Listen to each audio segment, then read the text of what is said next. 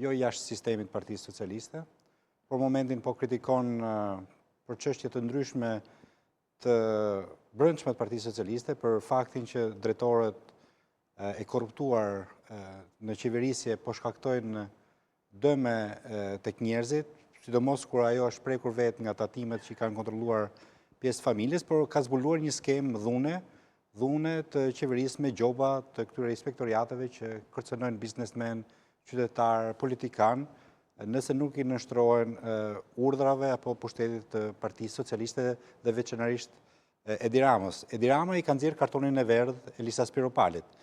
Dhe nëse merr një karton tjetër të verdh, do të thotë një karton të kuq dhe do të përjashtohet nga partia. Mendova që i ka marrë disa të verdh deri tani.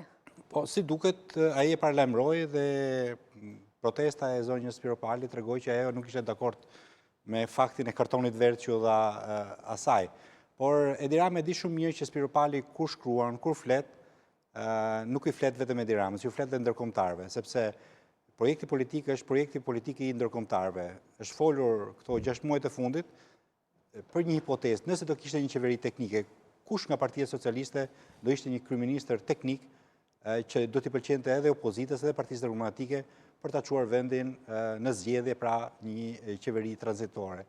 Dhe emri Elisa Spiropalit ka dalë vetë nga Partia Socialiste, nga grupime, por ka dalë dhe nga njerëz të opozitës që kanë parë figurën e saj si më një figurë e cila mund të pasonte Edi Ramën.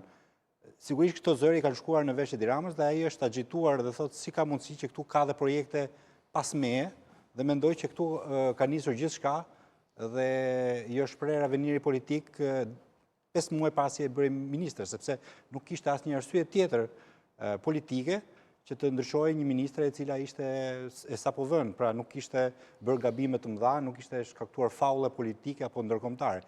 Thjesht nuk mbrojti Belinda Ballukun përballë kërkesës së SPAK për heqjen e imunitetit.